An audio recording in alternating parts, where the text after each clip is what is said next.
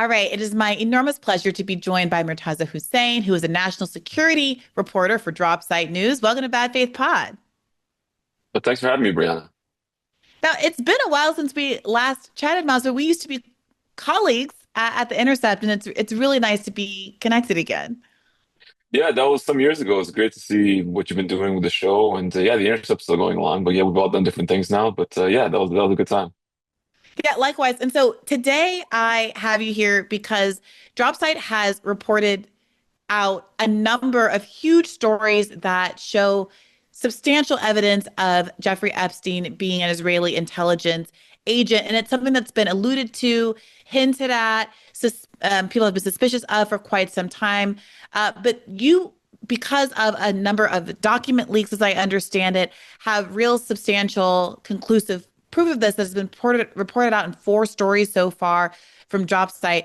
I want to foreground for the audience that that's the meat and potatoes of what we're getting into today. But I would be really remiss not to have any conversation whatsoever about what's been going on with the Democratic Party and the government shutdown over the last few days. Now, Maz, I happen to have been on vacation starting last Thursday through Monday. It feels like every single time I leave the country, things fall apart.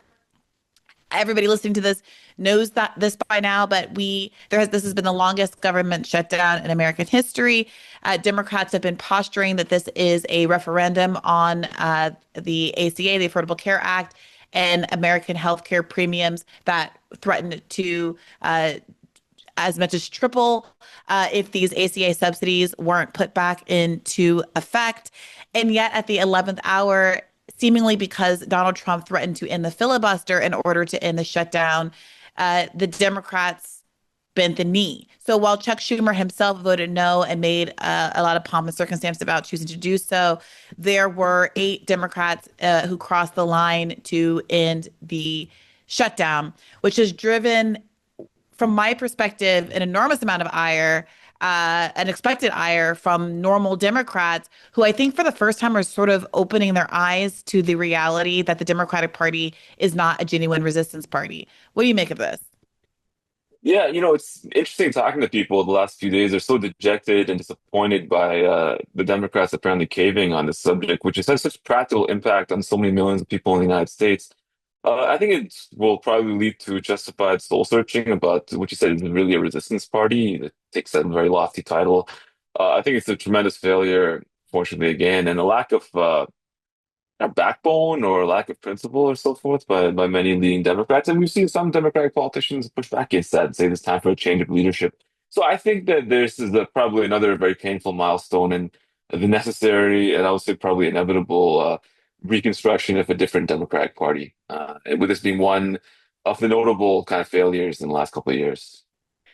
So I want to be hopeful, but that's not exactly my brand. My apologies, despite ending these episodes with Keep the Faith. So here are Prim Tucker very helpfully created a list of the 10 congressional Democrats, five Democratic aligned organizations, and six Democratic Senate candidates that are actively calling for Chuck Schumer to resign. There's some of your usual progressive suspects like Rashida Tlaib and Mark Pocan on this list.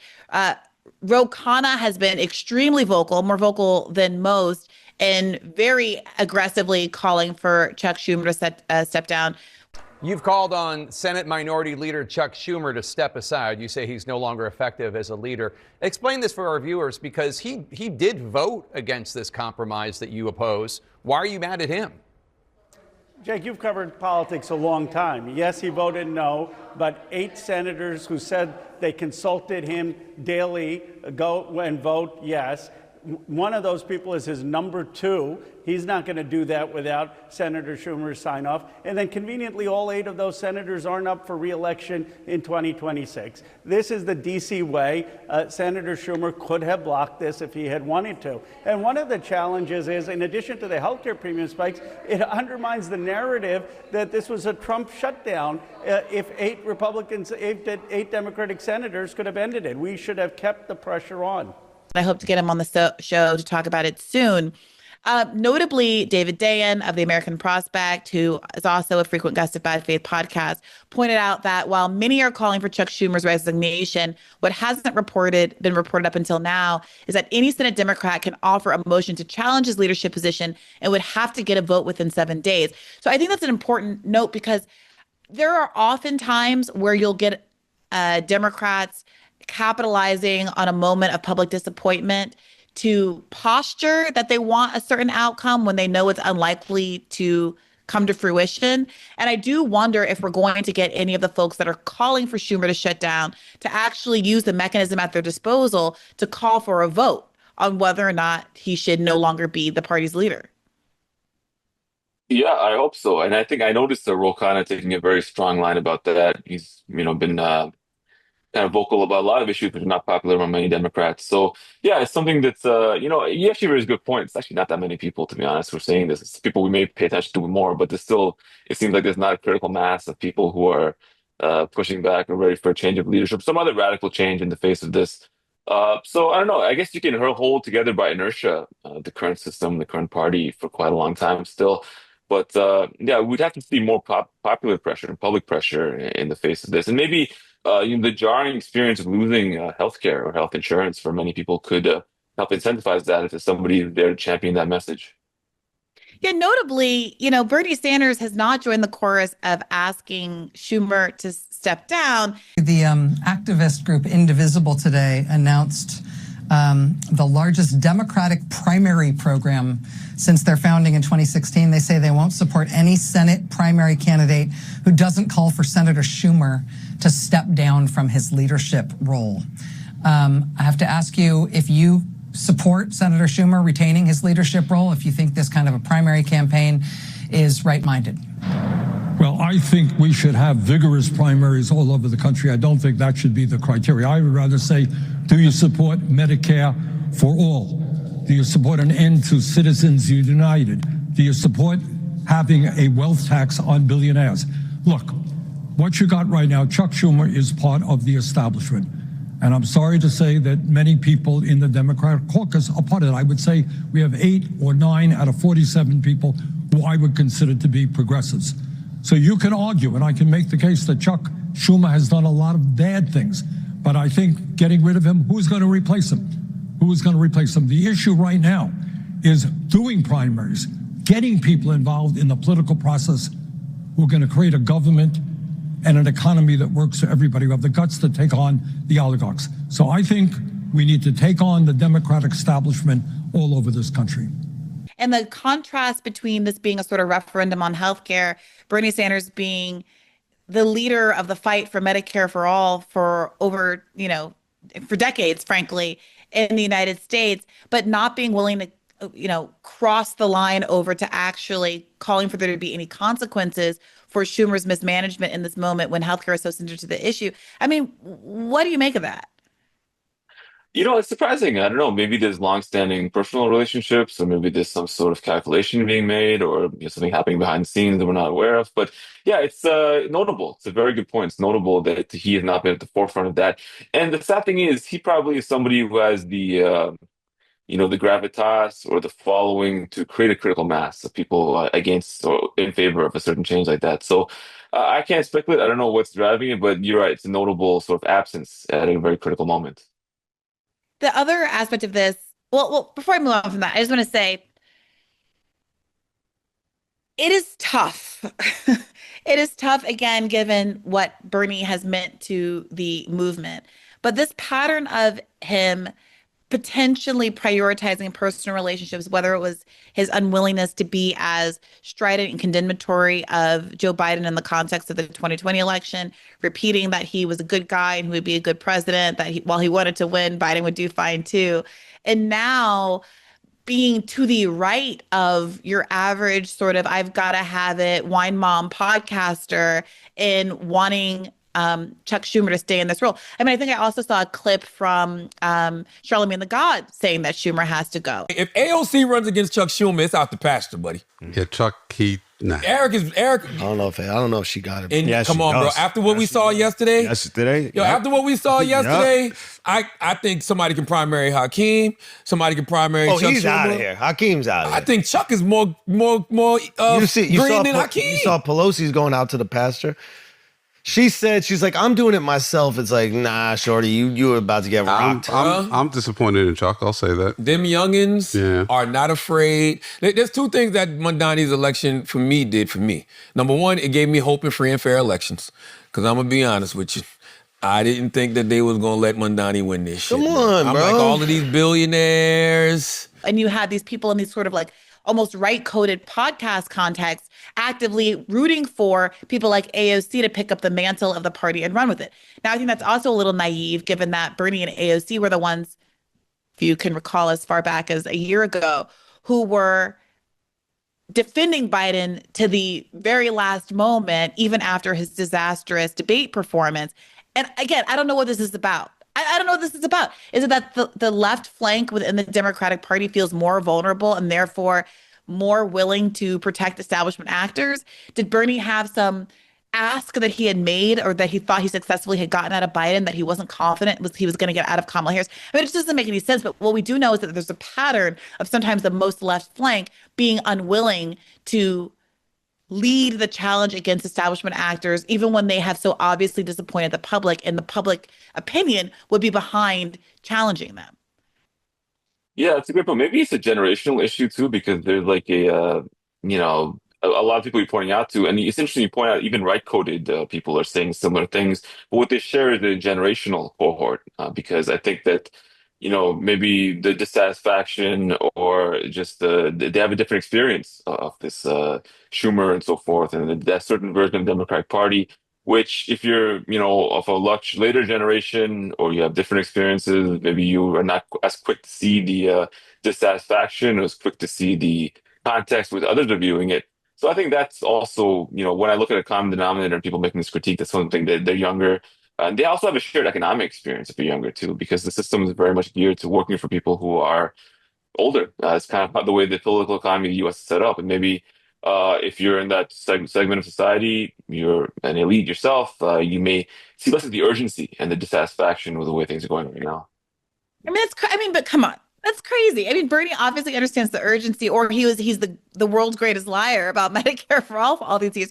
And moreover, the generational argument doesn't really hold water when you look at, I don't know if you've seen this reported, that Chi Ose, who has been threatening to run against Hakeem Jeffrey, allegedly, Zohran Mamdani has been working behind the scenes to ask him not to challenge Hakeem Jeffries. Again, despite the overwhelming public opinion in this moment being that this guy's got to go. Yeah, no, he definitely it's very, very distasteful to a lot of people, I think, is his leadership. So that's interesting. I don't know. That's I can't speculate. I'm not really sure what's going on. You probably know better than me, but the issue is that, they're trying to hold together like a ship, which is clearly not seaworthy anymore. They're just trying to slap together. I assume it can't go on forever, but a lot of kind of defunct regimes do kind of continue on for a long time. So maybe you go for a while longer. They're really trying it. I think it was an Atlantic headline from over the weekend that was championing Josh Shapiro as the better path for the Democratic Party to take over Zohran Mamdani. They're not letting go. There was this documentary that I participated in called Bigger Than Zohran. It was called Bigger Than Zohran because it was a quip that I made in the middle of the documentary that, this isn't just about the mayoral race in New York. I think the Democrats very much understand that Zohran has presented a model for how to win and what is successful, what can draw out young voters, male voters, all of these demographic, Black voters, all of these demographic groups that have been fleeing the Democratic Party and that they've been hand-wringing about needing to get back. But suddenly, when the way to get them back isn't, let's throw trans people under the bus and move to the right on immigration, but let's move to the left on economic issues and start taxing the rich and talking about free public transportation and basic social safety net programs and affordability in a way that actually imperils the pocketbooks of the billionaire donor class. They don't want that message to land. So they are over-investing and talking about the social media aspects of Zohran's campaign, which are largely superficial, and then also scrambling overboard not to validate any of the narratives that are more substantive about Zohran Mamdani. And that it feels like this battle for the soul of the Democratic Party, if you will, is in a fever pitch precisely because of the contrast that the wins last Tuesday presented to the incompetence of the Democratic leadership. I mean, and to that point, sorry, go ahead if you want to respond to that. I didn't mean to cut you off. No. Just one other point I saw David Sirota making was that Tim Kaine, who I don't even know what he's been doing since he was a VP candidate, but he's back on the scene because he gave an interview in which, this is how Sirota put it, Tim Kaine screams the quiet part and confirms the deliberate rotating villain strategy whereby Democrats always have a small subset to do the dirty work that lots of them want to do, but most of them don't want to fess up to. And what he's referring to is an interview in which Tim Kaine says that while only 8 Democrats voted with Republicans, more wanted to see this shutdown end, saying, quote, I can tell you this, there were a lot more than 8 that were really happy that the 8 of us voted them the way that we did, but I'm not going to put words in anybody's mouth. So as listeners to this show are familiar, the rotating villain theory is that to create the appearance that the Democratic Party is actually fighting for you and doing the right thing, and they're only failing because the Republicans are so big and bad, et cetera. Democrats will select a number of themselves to take the fall and be the one to make the bad vote. They select people who are not going to be up for re-election in the next cycle, or who know they're not going to want to stay in the party, that are either defecting from the party or who are stepping down from their positions, like Manchin and Sinema, to take the votes that prevent Democrats from actually having to be accountable to their public, to take the votes to sink the agenda that the Democratic Party purports to want to support. And Tim Kaine, who was one of these 8 Democrats who crossed the aisle to vote with Republicans, is telegraphing the fact that, yeah, while it was only 8 of us that were needed to reopen the government and bend the knee, there were a lot of people who were happy that we did it, that didn't have to take that vote because it only required the 8 of us. I mean, as far as I'm concerned, this should be the news story of the week. This is the crisis that the Democratic Party is being confronted with right now. Everyone can kind of see what those of us on the left have been saying since time immemorial, or at least since a moment like Force the Vote, where it became clear that there was a low stakes vote to take. Low stakes because it wasn't about anybody getting health care. It wasn't about Social Security checks going out. It was just about Nancy Pelosi's leadership position. And because it was so low stakes, and because there were enough votes to get it with the number of squad members that were in the House, enough votes to hold it up, it was an incredibly clarifying moment about the unwillingness of even elected progressives to be genuinely adversarial. And now we had a whole year of Build Back Better being bifurcated and all of these BS excuses for why that had to happen.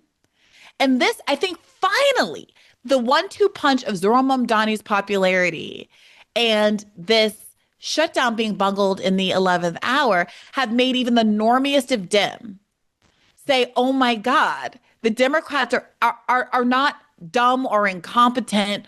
They are actively conspiring with Republicans to not pass a people's agenda.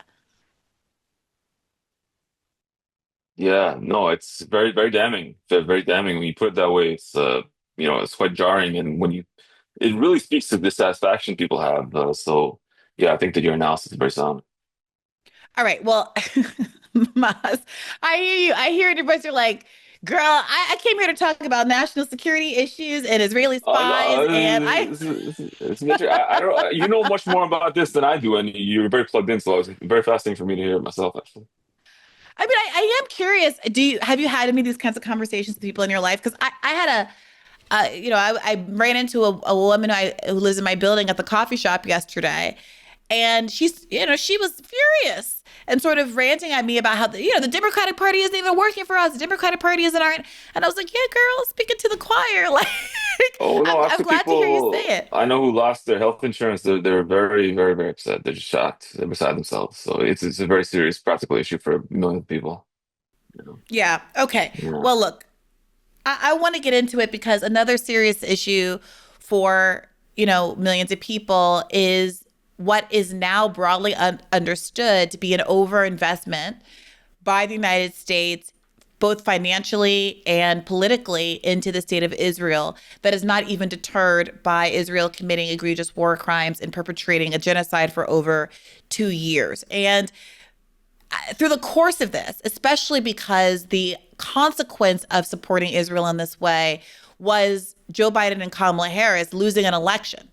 I'll said it once, I said it 1,000 times, the IMEU study that shows that the number one reason that Biden 2020 voters declined to vote for Kamala Harris in 2024 was Israel. And so people have been asking this question, why?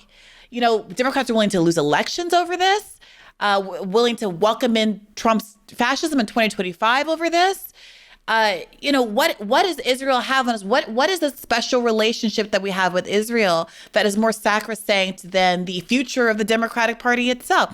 And there has been a lot of speculation, as I alluded to up top, about the intermingling of U.S. and Israeli intelligence and of the potential role of compromat and the figure of Epstein, one of our country's most notorious sexual predators, and his close ties to so many important people in the United States political sphere.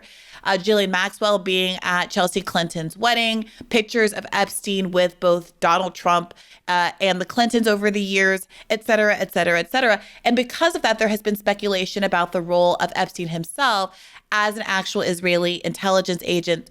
Now, because of new information that has been out to the public, but only you and Ryan Grimm at DropSite seem to have had any interest in investigating, we now have, would you say, proof of Epstein's role as an intelligence agent?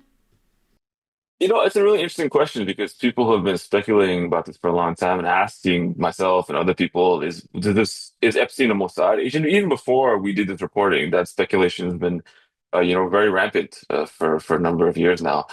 Actually, it's very ironic. Actually, looking at this, I had the opposite conclusion in a way. Like, I don't think he was an intelligence agent per se. I think whatever he was, it was sort of above being an intelligence agent in a way, or it was he was like a freelancer, you could say, a freelancer who worked with intelligence agencies, with American intelligence. He had contacts with Russian intelligence.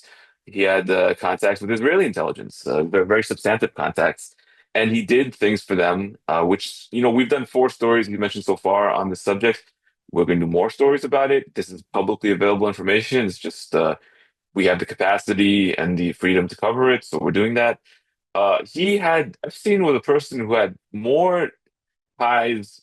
He had ties with more people, powerful people around the world, all over the world, in America, in Russia, in Israel, in Africa, in Central Asia, in Middle East, everywhere. He had more ties than anyone could ever organically have, in my opinion. He was so plugged in that, as our stories show, we've done stories on Epstein's ties with Cote d'Ivoire, Epstein's ties with Mongolia, his ties with Israel, signing deals with those countries, and also the role doing back channel diplomacy during the Syrian civil war between Israel and Russia. He was doing all these things. That's no one's really discussed that aspect of him. There's so much rightful focus on his involvement in sex trafficking and the victims of his activities in that regard. But the contextualization of who he was and why he was so sought after and, drawn upon, his services were drawn upon by senior ranking Israeli and American intelligence officials, Russians, others. What was that for? What that meant? That's been not covered at all. So, me and Ryan, we've been doing this reporting, which is based on a number of different sources. Again, all publicly available sources. There's a dump of emails on a website called the Distributed Denial of Secrets. It's like a successor to WikiLeaks, kind of emails from former Israeli Defense Minister and Prime Minister Ehud Barak. Barak had thousands of emails with Epstein over the years. They're very close. And they kind of show you what Epstein and Barak were doing in this period in 2013, 2016. They were working to promote Israeli security interests and commercial interests in different countries around the world, to make money, to further sign deals on behalf of Israel with different countries to build its diplomatic profile and security interests. And Epstein was helping them do that. And he was acting as a liaison, or helping set up meetings and arrangements between Israelis and Americans and Africans and Russians and Middle Easterners and people all over the world. So, it was almost like the relationship was inverted. It wasn't even like Epstein was working for Mossad or something. It was almost like they were working for him. They were being deployed around the world. I'll give you an example. There's a story we did by Cote d'Ivoire. In 2014, Israel signed a security agreement with Cote d'Ivoire. What preceded that agreement was that Epstein was actually going around setting up meetings between Ivorian officials and Israeli officials to try to get Israeli surveillance tech into Cote d'Ivoire.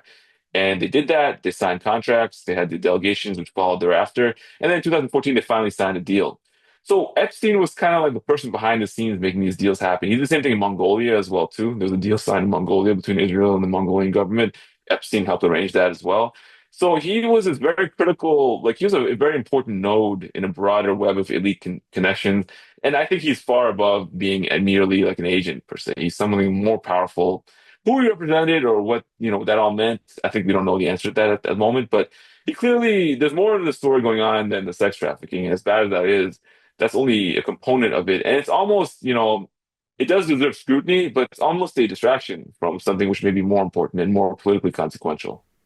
Yeah, I mean, part of what is so scandalous about the sex trafficking story is the impunity with which he did it. So, on one level, the early aughts charges that he served such a low sentence for as a consequence. And I'm sorry, I'm not as Epstein pilled as some other people, but what was it that the Florida Attorney General Acosta let him off on these relatively light charges. And then he continued to have a sort of public relationship with a lot of very famous people after that. Right? So it's one thing to say, well, I was friends with Epstein prior to there being any public allegations of him being a sexual predator, a child sex trafficker. But afterward, it seemed like both the nature of this light sentence and the fact that he wasn't completely ostracized from public society suggested again that he was a very important man who could get different kinds of privileges than other people in his position, which comes back to why is he playing such a central role in all of these scenarios? If I ask, was he a Mossad agent? And your answer is, well, I don't know about that. Maybe not. Maybe he's something even more significant than just being a Mossad agent. Again, this comes back to this question of what is the nature of the relationship and why have so many American politicians and legal actors, prosecutors, whatever it is, been willing to look the other way? Does this say something about what he has on them or the entanglement of the United States in some other sorts of illegal actions that might even exceed the knowledge of the child sex trafficking? Well, like this question of was he blackmailing people, like he was involving in this sex trafficking and so forth. Was he doing that to generate, as you use the term, compromat? It's interesting because looking at his schedules, and part of our stories are based on looking at his schedules that are released by the House Oversight Committee. He was a very busy guy. Like he was meeting people all over the world. He's flying all over the world, meeting like, top officials, business people in the entertainment world. He was traveling a lot, every geography you can imagine. So it was almost looking at this, I'm like, where did he have the time to do the sex trafficking? And he was doing it. It's just that, he had a superhuman schedule of things to do. So it's almost interesting. Like if I look at the story without that aspect at all, it's still very compelling. When you add that aspect, which is not reported in the schedules, obviously, it does open a number of other questions. Now, I have to say that based on what I've seen from his communications, it's very partial. It's only his communications with Ehud Barak and a few other people who the government's released the details of. It's not like there's any clear evidence he's generating compromise on people. I don't see that. I'm very conservative in my statements and conclusions, so I can't conclude that at the moment. But it's not an implausible conclusion because he had ties to all these Russian oligarchs. There was a number of Russian Israeli oligarchs too that he knew very well and he had connections with, and he was working with through Ehud Barak.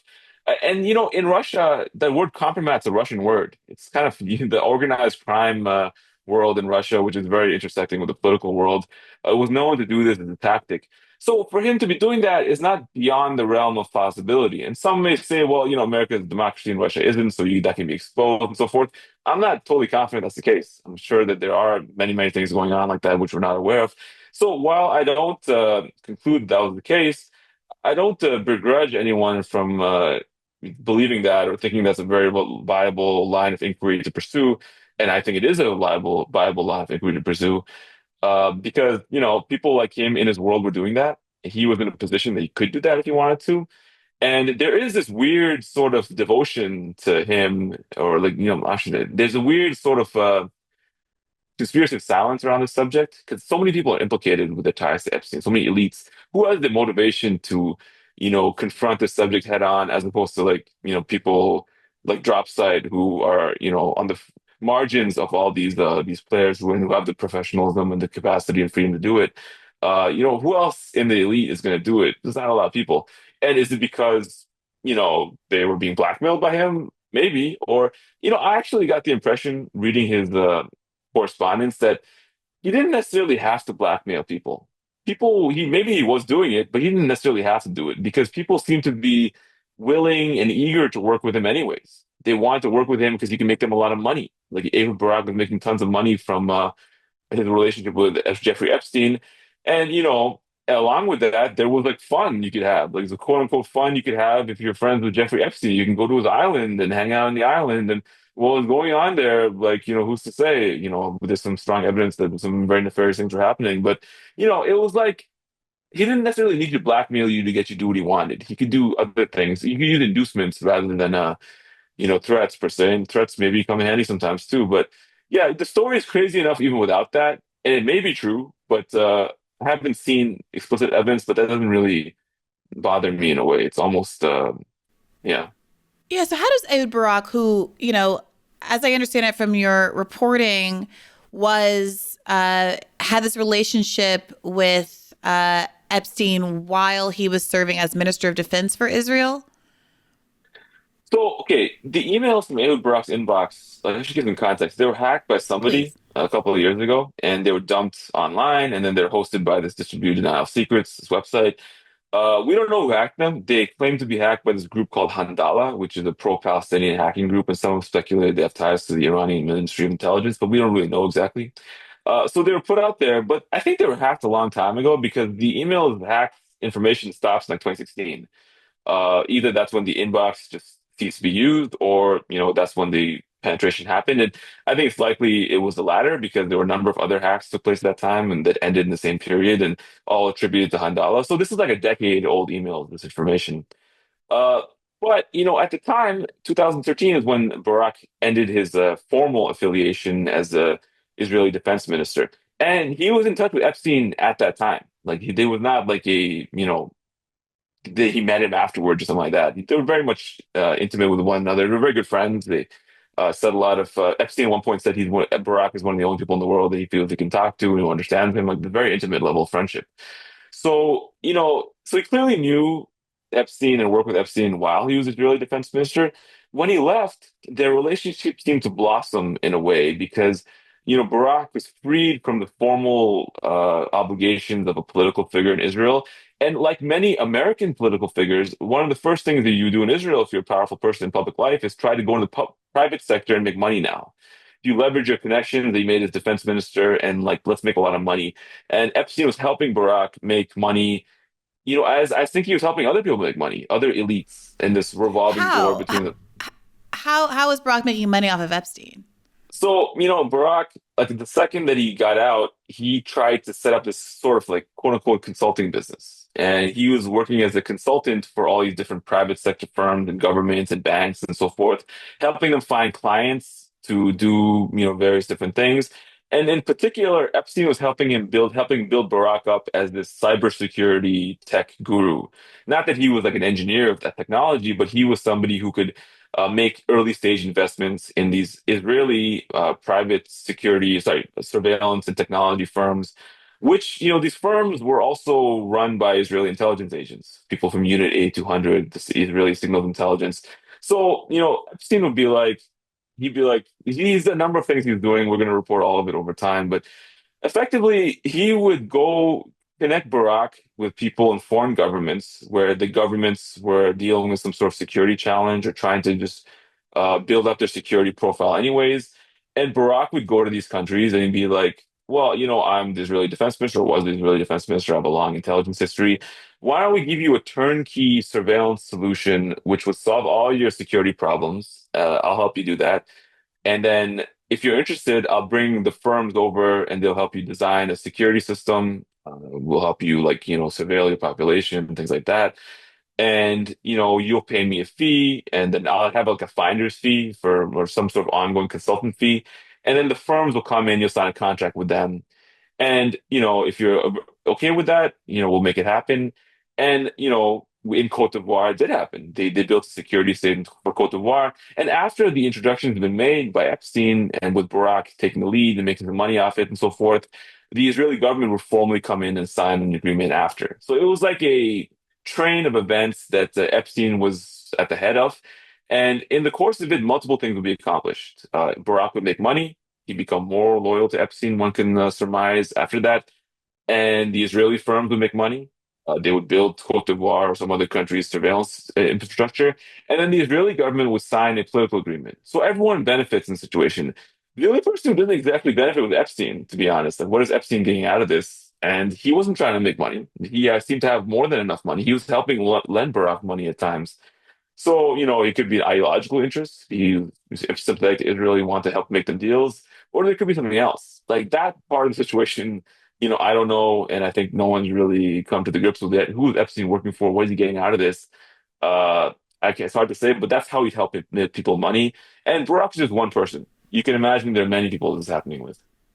Yeah, and it's worth noting the other party that doesn't benefit from this is the people of Cote d'Ivoire, as you point out in your piece. You write his Israeli-backed police state, Ouattara, the president of Cote d'Ivoire. About him, you say his Israeli-backed police state has squashed civic organizations, silenced critics. In the wake of a recent election, exiled activist Boga Sako Gervais denounced Ouattara's authoritarian side, saying under Ouattara, since 2011, freedoms of opinion, thought, and expression have been criminalized. It has become forbidden to criticize the head of state. I mean, with the Israeli surveillance, technology seems to come a great deal of oppression and, dare I say, authoritarianism. Yeah, this is like interesting because we're working on this story. We've been working on it for a while. There just happened to be another election in Cote d'Ivoire, and Ouattara, who you read the story, he was the president who the Israelis built this security state for. These events were like over a decade ago. He's still in power. He's changed the constitution to stay in power. He's arresting critics. As we mentioned, dissidents and activists feel there's no freedom at all in the country. And when you have such a powerful surveillance state, it's kind of hard to get you out of power because surveillance is an extremely powerful way of suppressing dissent. And we talk so much about Chinese surveillance technology around the world, and that is a real threat. That is like does fulfill the similar sort of function. But Israeli surveillance tech is just as pervasive and not exactly as widespread at the moment as Chinese technology, but it's out there. It's clearly we have many examples, and also there's American firms which are very penetrated or influenced by Israeli surveillance tech or Israeli tech companies. Are there protections and safeguards protecting Americans and people in the West from these things as well too? I think it's kind of an open question because there's not the political will to raise these difficult questions. Seem to be very in bed with this whole setup. So yes, the people of Cote d'Ivoire are victims of the situation. The people of other countries we were going to write about, arguably, also are victims of. If they run afoul of the government. And it's Abraham Accords thing. There's all these countries going on to sign the Abraham Accords. The population's not happy about it because, look at the context which is happening, the genocide in Gaza, there's great unhappiness with it. Are those countries then going to buy Israeli surveillance tech and suppress their population's discontent with the situation in Gaza? It seems like a logical sort of next step. It's very troubling, it's very problematic. I think many of us are victims. I'll go even further. I would say that even Israelis are victims of this in a way, because if you look what's happening here, their country's being used. I don't think the average person in Mahna Yehuda street in Israel and selling falafel is aware of what's going on with this. Their elites, or segment of their elites, are using their country as like a a sovereign base to do this business, get very, very rich, make these sort of like quasi-organized crime style deals with foreign dictators. And then, people will attribute these bad negative results to everyone in that country, and the population will be blamed. If someone's doing that with American citizenship or any other country, I think we'd all be aware of how that'd be detrimental. There's like a global transnational sort of like cooperation going on, spanning many different countries, many individuals, of which Epstein was a critical connector. And, it's being instantiated through this sharing of security agreements, like technology, surveillance technology, and others, which we're going to try to cover as much as we can in the months and years ahead.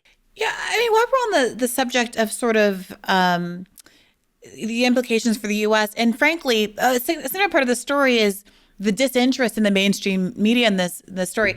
I can't help but notice in the latest piece on these Epstein files, Bash, the name that sounds so familiar, is in fact the husband of Dana Bash, CNN commentator, who has also been extremely pro-Israel in her commentary, notably had Deborah Messing on after the so-called ceasefire to do a victory lap over all of the people on the internet who weren't celebratory enough over the ceasefire, claiming that they weren't really invested in the interests of Palestinian lives because they didn't credit Trump's ceasefire as being a genuine ceasefire. I mean, this is the kind of commentary she does. It was very interesting to see her husband come up as a American intelligence officer that was implicated in some of the messaging and coordination with Epstein. Walk me through what that relationship was. Yeah, so this is relates to a story we did just this past week about an Israeli intelligence agent who actually lived in Epstein's home in New York for several weeks at a time between 2013 and 2015. The bash emails that should be very specific. They don't like necessarily show Epstein's the direct involvement in this per se, but they more show the Israeli intelligence agents' cooperation with the Bash and others to try to he was acting as an intermediary basically between the Israeli and the American intelligence establishment while working as the chief of staff or senior aide to Ehud Barak. So they were helping Barak, get various access to the White House, to other, American intelligence officials. And that was the context. But I think to your broader point, there's like this weird, it's a very small elite. There's like a very small handful of people, maybe a couple thousand people who are all know each other and they're all cooperating with one another. They're from like, various different backgrounds, professional and personal. And, these names keep popping up. And, I also noticed like Bash, I know that name, I'm from CNN. It's like not that many people, honestly. So like, the more we do these Epstein stories and other stories that Dropside does, by the way, too, which are unrelated to Epstein, but relate to global corruption and, this espionage and media and other things like that, they all seem to know each other. They all seem to come on the same names keep cropping up. And we have a story, we're going to do about another African country soon. I was very interested to read the story because a lot of the names came up in another story we did about something totally different, earlier this year, also to deal with corruption and had nothing to do with Epstein per se, but now the names are here in this context. So, not to be too cagey about it, but there's basically, a lot of overlap. The names keep coming up. There's not that many people. And, when you talk about the broader context of, people's loss of faith in the quote unquote establishment and populist sentiment and dissatisfaction, I kind of get it. I mean, I kind of get it very, very much because there's a huge number of people whose lives seem to be completely indifferent to a very small elite who are transnational and are really in bed with one another, know each other very well. And their concerns are, seemingly separate from the rest of society and the societies they live in. So, that's just the reality. And like with this Nigeria, it's a story about Nigeria. It's going to come out soon. You'll see a little bit more of that. And it ties to a story that we did about Pakistan earlier. And it's not even to do with Epstein directly, as far as we know. So, I think it's just the Epstein story is a corruption story. It's a global corruption story. He's a global figure. And I think we're just not really getting to the heart of it. And yeah, the media itself the elite media is very implicated in the story. Yeah, I mean, I take your point. It's not but you don't make any claim that, Dana Bash's husband was, had a relationship with Epstein. But the fact that he was helping Barack organize a private White House tour in his unofficial capacity, and had this kind of intimate, like personal relationship with senior Israeli intelligence folks at the same time. It's not surprising to anyone at all, I guess I would say, that his wife's reporting, ostensibly independent reporting, is so intensely biased toward Israel. And I say that at a time when there are independent journalists who are being sued for making the allegation that other pro-Israel journalists are, in fact, pro-Israel. I'm sure you've seen that story. I think it's reported out about a Guardian journalist. You see stuff like Representative Randy Fine, who every other day says the most Islamophobic thing you've ever heard in your life.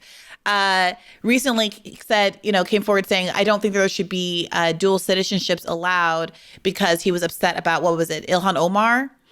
And when someone pointed out that, the Adelsons and a number of others have dual citizenship with Israel, he says that this is anti-Semitic blasphemy. The hypocrisy is rampant. And there's this culture in which, for obvious reasons, that as sort of, not wanting to buy into an anti-Semitic trope, there's a kind of hesitancy about talking about the interconnectivity about some of these actors who have Zionist belief systems, who do have prominent places in American media, American intelligence agencies, etc. And in the case of Epstein, who are acting as brokers between those American institutions and Israeli institutions.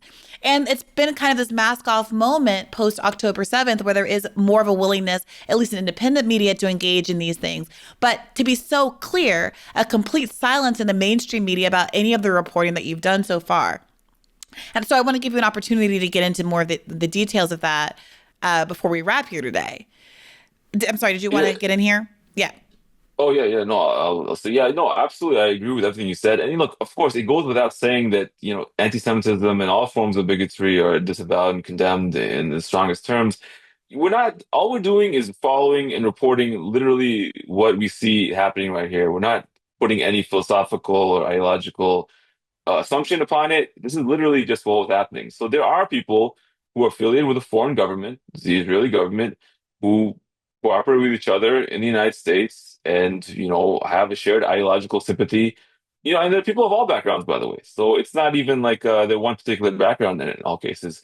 And that's just what's happening. So, Randy Fine, I think Randy Fine should be more prominent as the, flag bearer for pro-Israel sentiment in the United States, because he's kind of like the purest distillation of it in a way.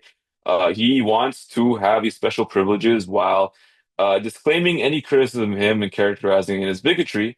And we're all opposed to bigotry of all forms, but everyone can see the hypocrisy of this and the cynicism of this as well too. And ultimately, Israel, unless the U.S. annexes Israel and gives everyone Israel and Palestine citizenship, American citizenship, it's not an American state; it's a foreign state. And we are so clear about the threats of foreign counterintelligence on other countries like Russia or China or Iran, and yeah, rightly so. We're skeptical of that and keep a guard on that. But this is not a country we have an alliance with. There's no formal alliance with Israel. It's against a foreign country. And the level of infiltration and the level of political influence at very pervasive levels in the United States, in critical industries in the United States, it's become very, very, notable. And people on all sides of the spectrum are noticing it. The people who are not talking about it seem to be people who are implicated or who have some sort of, who are acclimated to it in some way, which is a lot of people, it seems like. So, one can only hide what's obvious for so long. And like I said, we don't use identity politics to evade, real issues which are pertinent to the country in any circumstance. We avoid that. So why should we do it in this case? We should follow the evidence and follow the truth where it leads. And, it's leading somewhere, which I think there's a reasonable call for, organizations should be registered in the FARA. There should be scrutiny of the subject. And I'll say one last thing about this. Sometimes people retort and they say, well, this is our friend. This country is our friend. Well, first of all, they're not allied with us. There's no treaty alliance with them. But even if it was like English influence or Japanese influence here, we would rebut it. We'd push back against it because it's a different country. And secondly, whoever is your friend today may not be your friend tomorrow. And, countries have disputes. Their relationship evolves. All these things happen. And we guard against things for that reason. We guard sovereignty for that reason. And American sovereignty has basically been impugned by this. And that's just a factual statement. It has no, broader bearing beyond that. Let's defend American sovereignty. And, Randy Fine seems to want to do it very selectively. And in doing so, he's further entrenching the most egregious violation of sovereignty, arguably, which is going on today. Do you remember that Tucker Carlson, Ted Cruz interview? I just saw a clip going around again today. And there's a point at which Cruz keeps insisting, well, Israel is our friend. And Tucker, in that like incredulous eyebrow raised way that he has, is like, well, why? Like, aren't there conditions to the friendship? I mean, is this how friends behave? And then like referencing specific things that Israel has done that haven't been in America's interest. And he just keeps asking, like, is this America first? And watching Ted Cruz sputter through a reply to that was deeply revealing. Does Mossad share all of its intelligence with us? Oh, probably not, but they share a lot. We don't share all of our intelligence with them, but we share a lot. It's a close alliance. Do they spy domestically in the United States? Oh, they probably do, and we do as well. And friends and allies spy on each other. And I assume all of our allies spy on us. And that's okay with you? You know what? One of the things about being a conservative is that you're not naive and utopian. You don't think humans are all... Part of the reason socialism doesn't work is the mantra from each according to his abilities to each according to his needs doesn't work. As a conservative, I assume people act in their rational self-interest. So it's conservative to pay people to spy on you? It's conservative to recognize that human beings act in their own self-interest, and every one of our friends spies on us. And I'm not... Do you like it? That's my question. I'm not asking whether they have motive to do it. Of course they do. I understand that. And by the way, I'm not mad at them. But you're an American lawmaker, so I just want to know, hold on, I want to know your attitude. Yeah. You said that your guiding principle, in fact, the only principle, the only criterion. I said guiding, the overwhelming, I wouldn't say only. Is it in America's interest? Is it in America's interest for Israel to spy on us, including on the president? It is in America's interest to be closely allied with Israel because we get huge benefits for it. And you want to see the clearest... But I just want to stop on the spying for a second. That it takes place, as you know, and including on the president of the United States and several precedents. And I just want to know if that's okay and why is it okay? Wouldn't an American lawmaker say to a client state, you're not allowed to spy on us? I'm sorry. I know why you want to. I'm not mad at you, but you're not allowed to. Sure. And I don't care for it. I don't want to be spied on by you. It's kind of weird not to say that, but you don't seem able to say that. And I think exposes why you're seeing such a division erupt within the Republican Party between the sort of like Tucker Carlson, Candace Owens faction and this Ben Shapiro faction that is being perceived, I think, increasingly as just completely and totally bought into the establishment in a way that the Republican public is not interested in, precisely because of his unflinching defense of Israel. And you're seeing Ben Shapiro and Ezra Klein, frankly, have a more cordial conversation on the Ezra Klein show than you are in the wake of Charlie Kirk's death, by the way, and Ezra Klein's sort of choice to utilize Charlie Kirk than you do between Ted Cruz and Tucker Carlson. Or, the sort of back and forth that's been happening at these Turning Point USA conferences where the Candace Owens faction that's been raising questions about Charlie Kirk's death and why we don't know more is getting pushback from the establishment Republicans. And you're seeing people like Megyn Kelly kind of straddling the center and trying to find her place in this new divided conservative world. For example, Candace Owens. I think that what Candace Owens is doing right now is evil. It is evil what she is doing right now. Okay, and I say that again. But what? Because like I didn't opine on whether it's evil or not, but my position is it's really none of my business. And why is it? But I have a question. Why is it none of your business? I mean, you comment on these things for a living. I'm not mother of the internet. No, but if this were on the left and somebody were accusing Charlie Kirk of his wife having murdered him, I assume that you would be talking about it. Is that what Candace is accusing Erica of? Yes. Of murdering her own husband? She's accusing TPUSA insiders and other members of the right wing, including Seth Dillon, of being involved in the murder of Charlie Kirk, yes. Okay.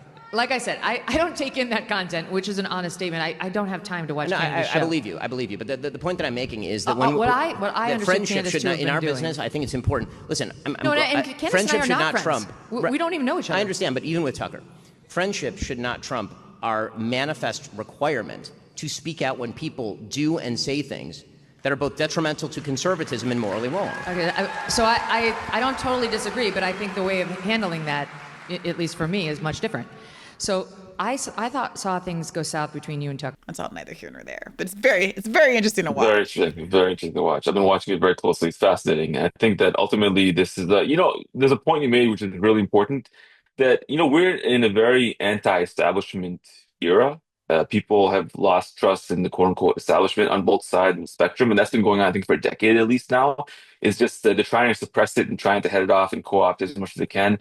And Israel is like the penultimate establishment issue. It's like the weird establishment issue everyone agreed on, everyone of that, segment of the elite, or sorry, everyone of the previous pre-2015 elite, you could say, very much agreed on this. They agreed on it unthinkingly and blindingly. It was like almost expected, but no one else gets it. Everyone was outside of the establishment, throwing out every other establishment, assumption. Why do we have to hold on to this one? They don't want to hold on to it. They don't get it. And now the thing is, what the smart thing for Israelis to do would be just keep their head down and not cause a big scene. But now, in the midst of that, they committed this really horrible live stream genocide that everyone saw. And it was a very formative influence, especially for the younger generation who were able to see it. And they weren't able to suppress all the images and all the information because they're in a decentralized media environment where we can have conversations like this. We can have reporting sites like DropSite and others who are able to report on what's happening. So it really colored people's views. So everyone's asking on right and left, why are we supporting this country? What is the reason that we have to support them unthinkingly? Why do all our elites who we dislike for other reasons are all telling us the one issue they all seem to agree on is this? Like, why is that? And I think it's very hard to put that genie back in the bottle. I think that they're really on borrowed time. And now the way the technology works, history kind of moves on fast forward. So I think we may see a breaking point in the subject, sooner than later. And unfortunately, it may not come in time to save people in Gaza and so forth, but it may come in the years to come, especially as the older generation sort of exit the scene, and a younger generation who is very radicalized in the subject. And I'm following the discourse both on the right and the left. They're quite aggravated and intolerant and sick of this topic. They are not going to give Israel the indulgence that they got previously, and I think the Israelis are going to have to rapidly adjust to that evolving reality in the United States. It's a weird thing to track because on one hand you get like the story that's being reported out. I saw Anna Kasparian was reporting on it, and it was going sort of viral about the 700 pieces of evidence of Israeli war crimes that have been deleted off of Twitter. Yeah. So simultaneously, you're seeing obviously the buying up of social media companies to facilitate that kind of message bending, whether it's scrubbing information off or changing the algorithm in ways that make pro-Palestinian news less prominent. Speaking of names recurring in your reporting, I saw Oracle founder Larry Ellison's name come up again. And of course, he's been involved in this purchasing of CBS, right? It's the Ellisons. And in the installing of Barry Weiss as a sort of pro-Israel czar, if you will, to create, ideological consistency across the newsroom, ideologically consistent with Israel's perspective on the news. And so when you see that, on one hand, it's pessimistic and you think, oh my gosh, they're trying to reassert control. On the other hand, you see Israel not taking any measures to stop putting out new information that polarizes people against them. So in the last week or so, you've seen really difficult to even read reporting about the extent of the rape that was done to Palestinian prisoners in the torture prison that so many Palestinians were kept in, including, men and women, both raped by objects and human beings, and the use of attack dogs, even in the simulation or reality of rape of individuals. And reading that reporting is horrifying. And then in contrast to that reporting, you're seeing the alleged rapists who were caught on video being greeted with applause and backslaps as they come into the courtroom to adjudicate their case.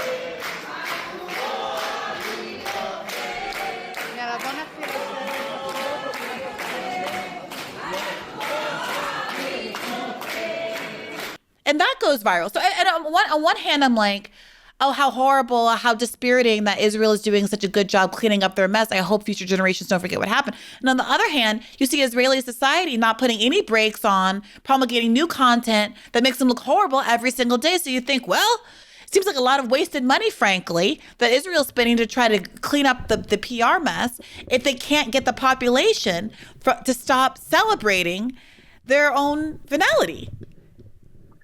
It's a very interesting point because propaganda only really works when it's invisible. When it's invisible and you can't tell it's propaganda, you just think it's reality. The second that you can see something as propaganda, not only does it not work anymore, it actually becomes counterproductive. So that's why during the Cold War, the U.S. always tried to drop samizdat, leaflets and books into the Soviet Union and North Korea, places like that, because even one bit of information contradicting the narrative kind of blows the whole thing up. So they're trying to buy all these news outlets now and social media platforms to try to flood them with pro-Israel content and try to wash away what everyone's seeing elsewhere. But the thing is, like in the way that the environment works now technologically, in the previous, like before the internet, or before the internet blew up the way it has now, you can control a couple news outlets and a couple TV stations, and then you can kind of control the media. And I don't want to say control, I mean you can influence them enough that you can shape their coverage, that you can control a narrative that no one can really get any other narrative beyond that. Let's just standing on a street corner and passing out pamphlets. But now, you can buy TikTok, you can buy CBS, you can buy, a couple other places. But you can't buy every website on the internet. You can't buy every social media account. You can't buy every podcast. It's just too much. You can't put that many clamps down everywhere. So inevitably, information that you don't want people to see is going to get out in some way. And like they shut down people off YouTube who are now on Rumble, and they have a huge following on Rumble. And Rumble's made to resist that, and the other platforms like that exist too. They keep sprouting up. The opportunity cost of making a new channel is just far lower than it's ever been. So what's going to happen is people are going to go on TikTok, and I'm seeing this on TikTok, tons of pro-Israel content even now before the formal transfer is taking place. It's like flooding it with it. But, I can still see other things which contradict it, and let me see this is propaganda. So it's polarizing the viewer even further against it. So I think they're operating on an outdated model where they can, they think they have to control CBS, they can brainwash everybody. You control TikTok, they can brainwash anybody. I think it's going to have, in anything, the opposite effect. And, this is tied back to what you said at the beginning about the Democratic politics in the U.S. There's a relation here because I think people are finally realizing, like with the election of Mamdani and other things, that money is not enough anymore. Money can't buy everything anymore. Money can't buy elections necessarily all the time anymore, especially in places like New York where it's very important to them. And money, I think, can't buy public opinion anymore. I think that we're in a new paradigm, and I'm quite optimistic that they won't succeed in this. I think that the buyouts and so forth that Ellison are doing, I don't think it's going to achieve the goal they want, especially given how much money they're spending on it. It's going to backfire because the propaganda model that existed before just does not work in this new environment. I hope that's right. I mean, I ping pong back and forth about my optimism or pessimism about that particular aspect of it. But now that I brought it up, I do, it's tough, but I do feel like, just like your story I wanted you to have on because it's not getting enough traction from the mainstream press. Now that I brought it up, I do want to read just a couple of these descriptions of what the Palestinian Center for Human Rights has been reporting about what has been going on in Israeli prisons. This account is from a 40-year-old Palestinian mother arrested at an Israeli military checkpoint in northern Gaza, who says she was subjected to rape 4 times by Israeli soldiers before she was released. She says, "I cannot describe what I felt. I wished for death every single moment. After I was raped, they left me alone, handcuffed to the bed without clothes for many long hours. I could hear the soldiers outside speaking Hebrew and laughing." This one is from a 35-year-old Palestinian father arrested while in Al-Shifa Hospital in Gaza City. He spent 19 months in Israeli prisons, during which he was raped by a trained dog in the Sde Taiman military camp. This is this kind of famous torture camp. He says, "I was taken along with a group of detainees in a humiliating manner to a place far from the cameras, a corridor between the sections. They completely stripped us naked and then brought the dogs. The dogs climbed on top of us and urinated on me. Then one of the dogs raped me." This is from an 18-year-old Palestinian man arrested by Israeli forces while trying to obtain humanitarian aid from one of the Gaza Humanitarian Foundation distribution sites. We know what a debacle that was. He says the soldiers ordered me to kneel with 6 other detainees. Then they raped us using a glass bottle that they inserted and pulled out of our anuses. It happened to me 4 times, and each time they would insert and pull it out about 10 times. We were screaming, me and the other detainees. They violated our dignity and destroyed our spirit and any hope we had for life. I just really feel like, given the volume of press about fabricated rapes of Israelis on October 7th, that is an obligation for me as an independent media actor to at least surface the allegations that are being made very specifically by specific individual Palestinians who were in Israeli custody for many months on end. Something that in and of itself is a violation of their rights, kept without charges and all of those kinds of things, on top of being tortured while they were in custody. With that information still coming out, and again, the celebratory response among some quarters of Israeli society in response to the perpetrators of those rapes, one famously, which happened on camera, which I also saw Netanyahu recently deny, despite us all being able to see it on camera. I don't know that Israel is going to be able to rehabilitate itself out of this one. But before we go, I did. I was going to say thank you for putting that on the record, because that's a very horrifying. The barbarity is just unbelievable, and that's the benefit of having a channel that we can talk about like this. This is not being reported, even though it's out there. It's not being picked up by these major news outlets. Yeah, I want to give you an opportunity, because we've kind of talked around it, but not specifically about it, for you just to explain the most recent story out November 11th that you and Ryan have written about over at Dropsite, titled "Israeli Spy Stayed for Weeks at a Time with Jeffrey Epstein in Manhattan." The idea that, I think, in terms of, our kind of psychological understanding of the intimacy of the relationship between Israeli, Mossad, Israeli spy organization, and Epstein, this story, even more so than the reporting on Epstein facilitating Israeli spyware being, integrated into Cote d'Ivoire's surveillance apparatus or what have you. This really seems to, I think, speak to what our instinct is about the relationship. So walk us through how because that's a really interesting part of the story, kind of piecing together from the emails and the travel logs, the schedule, that the relationships were here. How that Epstein hosted an Israeli spy, and then what the story is there. Yeah, it's interesting because we've been able to verify this information from multiple sources, including government disclosures. So one of the most obvious ways to how we know is that in Epstein's own schedule, released by the House Oversight Committee, he says this: the guy was staying at his house on these days, and he's departing on these days, and there was multiple visits that correspond. Then we saw to emails that Barack had with Epstein and this intelligence agent Yoni Cohen, discussing the things they're doing in New York together. So you had multiple different sources of verification for the time he was there. They don't go into great detail about what they're doing when they were there, but there was money being transferred by Epstein to this Israeli intelligence agent. There was what seemed to be coded conversations between Barack and this agent about things they're doing in New York, like dead drops and meeting people and things like that in New York. This was fascinating. So there was an exchange about picking up some earbuds, some Apple earbuds at like the Apple store, but you note that they usually spoke in Hebrew. They switched to English for this conversation. And then there was a random reference to a woman that seemed to be a sort of a non sequitur. And it made you, tell us why it is that you suspect that this wasn't about picking up earbuds, actually. Yeah, it was a very strange exchange. As mentioned, like this guy was Barack's aide, so they were in contact a lot. They pretty much only talked to each other in Hebrew, which makes sense. They're both Israeli. They weren't Israeli Americans. So, for one reason, they switched to English.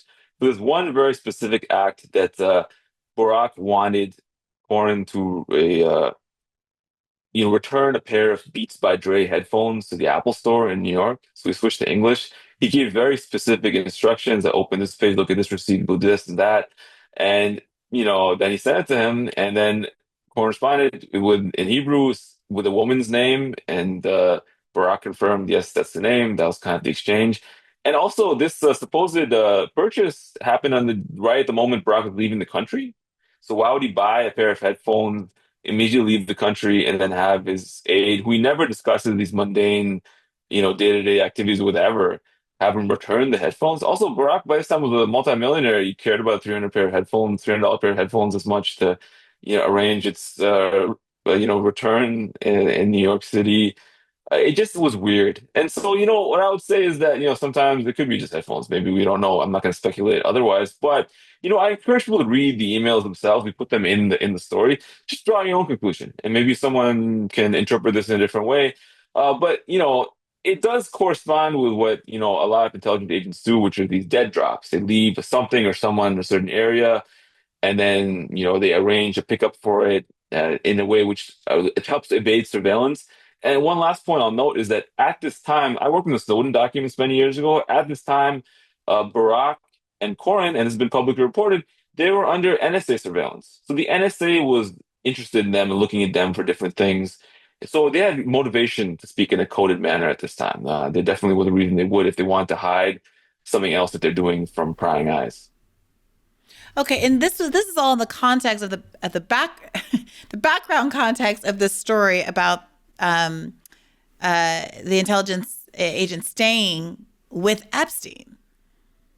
Yeah, this intelligence agent was staying at Epstein's house. He was literally living in his house.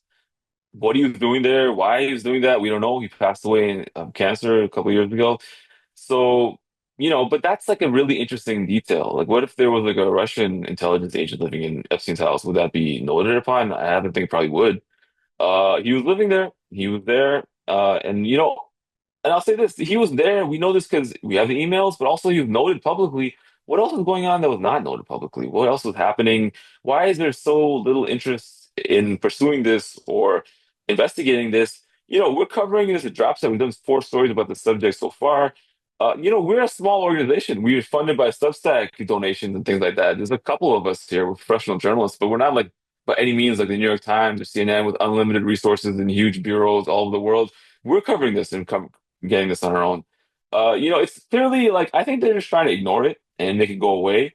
And they're focusing, as I said earlier, on the very rightful focus on the sex crimes Epstein was involved in, things like that, things Trump was allegedly involved in, other people like that. And that's very important. But there's another part of the story, the intelligence ties, which basically everyone is ignoring, and they're even trying to ignore us talking about it. But that's I think You think almost maybe both the main sides? story. You think both parties want to ignore it? Because you Absolutely, open absolutely, the Manhattan absolutely. piece with the acknowledgement that like this is also tied into the shutdown stuff, right? Because there was a House member who couldn't be sworn in because of the shutdown, who would have been the vote to release the Epstein files when she's Yeah, sworn in. that's right. Exactly. And So yeah. yeah, go ahead. I'm sorry.